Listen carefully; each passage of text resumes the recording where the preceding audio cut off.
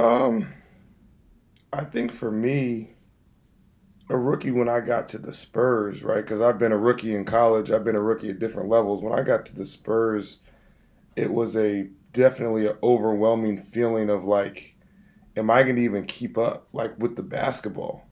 Because I didn't know. And Pop is who he is. So Hmm. around a figure like that, I think there was a lot of just unknown, and the unknown is always a little scary, right? And Right. so I think for me, it actually calmed me down where I was like, oh, okay, I actually do know basketball, right? Yeah.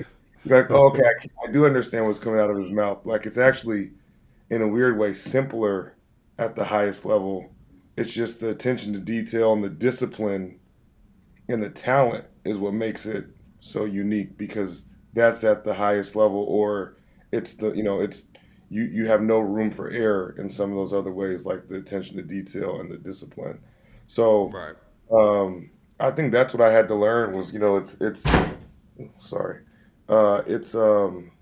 it's almost simpler, but Hmm. it's so much more difficult because the talent of the people you are competing against, along with trying to get the most talented people on your team to buy into things, as we alluded to earlier, is just because it's business, just because each player wants to maximize their individual aspirations, whatever those are, monetary, personal goals, doesn't mean we can't be a family. Doesn't mean we can't all pull this thing in the same direction and try to Hmm. have, you know, team success while achieving as many personal goals as we can.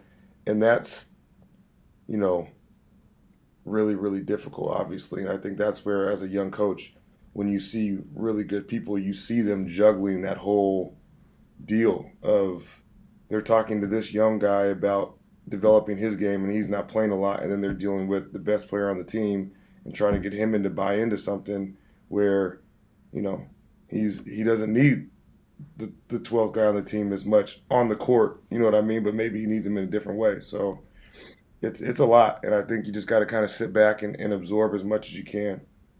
Yeah. And talk about so going into being a rookie with the a rookie assistant with the Spurs. I mean, coaching under somebody like a Greg Popovich, who's obviously a legendary coach. I mean, I feel like you kind of go into that with as you said, like kind of a little bit of insecurity, you know what I mean? And kind Yeah. of just seeing like, okay, has everything I've learned up to this point been enough, for this moment? Um, what do you think were some of the challenges? Like, I mean, you spoke to obviously the attention to detail and things like that, but what were some of like the mental challenges you had to overcome, and let's just say like what did you have to improve on as an assistant, once you got to the Spurs? So one thing to clarify, and I was fortunate, I've kind of been a rookie twice. When I first got to the Spurs, it was with the Austin Spurs, the G League Mm-hmm. team. And then when I got to the San Antonio Spurs, an assistant coach, obviously that was a rookie on Pop's staff. So almost two different um, transitions. I think that was fortunate because I spent 3 years in Austin, which allowed me to gain corporate knowledge of our organization and kind of our operation under the umbrella, maybe a half a step removed from Pop, obviously, because I was in Austin. But Mm-hmm. I got to gain a lot of that corporate knowledge and experience. And then I think the biggest thing is when I, came to San Antonio was, you're in meetings, you're in game, whatever it is, you're interacting with him, and you have to say, no, I disagree with that.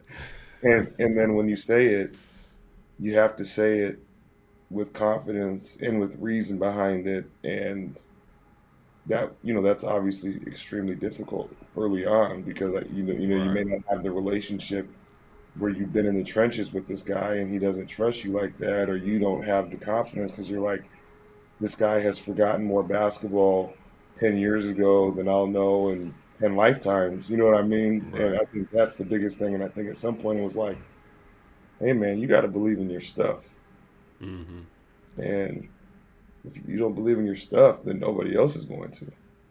Right. And I think it kind of goes to the point like I rather lose a job, standing on what I know or what I think I know than, you know what I'm saying, just trying to conform and, you know, just be that yes man kind of a guy. And I think that kind of goes with every industry.